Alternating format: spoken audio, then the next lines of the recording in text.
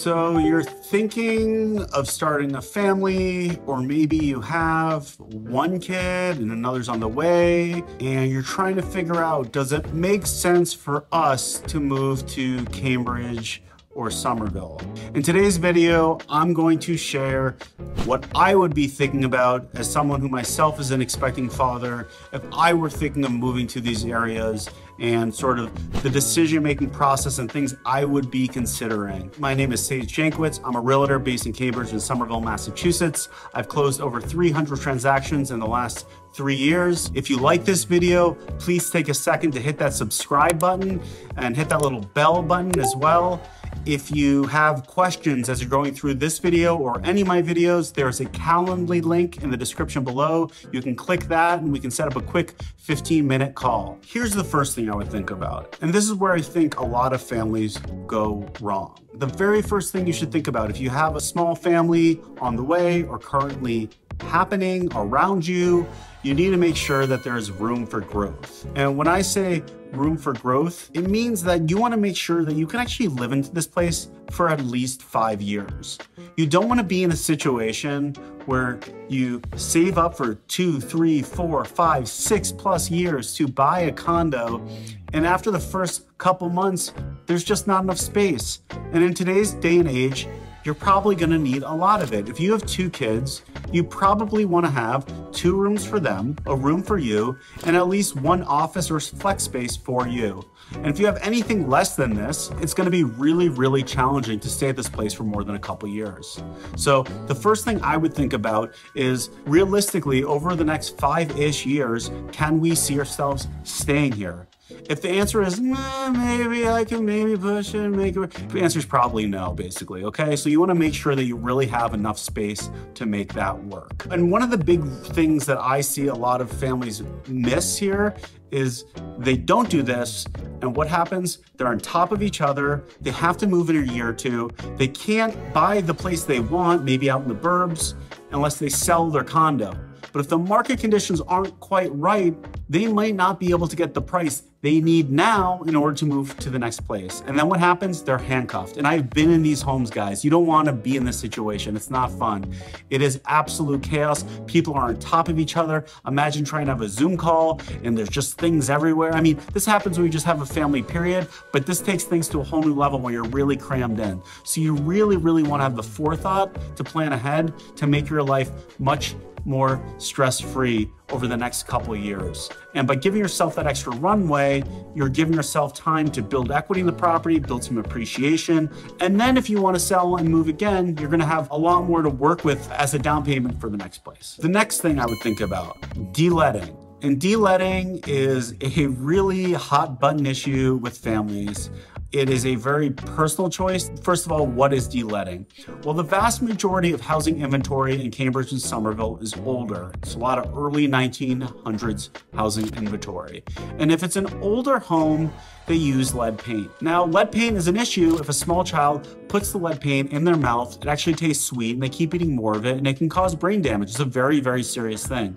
So you need to decide as a parent, are we only going to buy a place that is de-leaded? That's the first thing. So there are some clients I have where they would not put an offer unless the property is de-leaded. I generally wouldn't recommend that, because what you're going to do is you're going to take all of the properties that exist and have a small sliver of what's available to you. So generally, I wouldn't recommend that approach, but some people do that, and that's a personal decision. I would never push someone not to do what they're not comfortable with. But then the second thing is, okay, if you're gonna buying something that isn't de-leaded, what is your approach going to be after you buy? And this is, to me, where if you feel uncomfortable with your child living in a house with lead paint, what you can do is you can have a lead inspector come. You can actually have them come to the house. They have these guns. I've been through a house with them before. They shoot the gun all over the house. They make this long report, and they tell you what the lead levels are for different places throughout the house.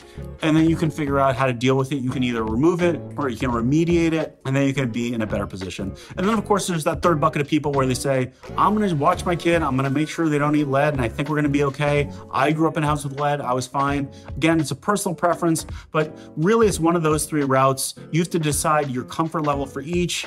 Me personally, I probably would buy a newer home or buy a home and deal with the de-letting process after I bought if I chose to go that route. That's just me. Next thing I would think about, floors. This is something that I see people with small kids when they buy condos. Sometimes they don't think about this. I see a lot of people buying third floor condos, and now they're above someone and they have a little toddler running around at all times, and the person on the second floor are two young professional renters or two Harvard PhDs who are trying to get their peace and quiet, and it can create a lot of conflict. So what I would say is, if you're gonna buy a first floor unit. First floor, maybe a first floor and basement can be a really good option for someone with small kids. That way you can have the kids on the first floor or the garden level, basement level. So that way you can just be on the first floor, and by doing that, you don't have to worry about people below you. It sounds like a relatively small thing, but it can create a lot of issues, and I've seen this play out. It can be stressful for the person with the kids, it can be stressful for the other people. It can create like uncomfortableness that could be avoided. So I think if I were to buy a condo, I had small kids, I was looking at Somerville and Cambridge, I would probably look at a first floor unit. What would I look at next? The next one would be convenience. And convenience can take many forms, but some examples. How easy is it to get the kid up and down the stairs? Is there a place to put the stroller? How easy is it once you leave the unit to get out onto the street? Another form of convenience is there some kind of easy outdoor area that's exclusive to your unit or extremely close by, that's sort of a low-hanging fruit for you to get out with your kid and just be out in the world? If it's in a very busy, congested area with a lot of noise and a lot of traffic, it can be a really stressful place to be with a small child. So you really want to think about it from that perspective. The other thing I would think about is, how easy is it to get essentials? If you want to schlep out, can you just kind of go down the street and grab stuff? Or can you order some kind of delivery service and it's going to be there in a few minutes versus, 20, 30 minutes? You kind of want to really think through where you are located in relation to other things and make sure that from a convenience perspective, it's relatively easy to get the things you need on a day-to-day basis while still dealing with everything else going on in your life. The last thing that I think about is exit strategy. You really need to think about, what is your plan? Like, what are you gonna do here? Like, do you know where you're headed? A lot of people buy without thinking ahead, without thinking about the end in mind. I'm a big advocate of always thinking what happens in the worst case scenario, not because I'm a pessimistic guy, but I wanna make sure you guys are set up for success regardless of what happens in your life. I see a lot of people where they buy, and then, like I was saying earlier, there's not enough space, they need to sell, and then they're not in a position where they can sell, and then they need to rent, but they're not in a position to rent because the numbers don't work. So you wanna make sure you do all your math beforehand. You wanna understand, if tomorrow, if I had to rent this place, what could I rent it for? Would those numbers make sense? Or am I gonna be stuck in a lurch in a really bad spot where I can't get out of it? Is this an area that is increasing in value? Again, we can't predict what's gonna happen, but over the long run, we can kind of have a pretty good idea of where things are trending. If you're buying in an area that isn't increasing in value from a longer term perspective, you could be setting yourself up for a place where you're stuck. And that's something that I definitely can relate to. My parents bought a house when I was a little kid, and it was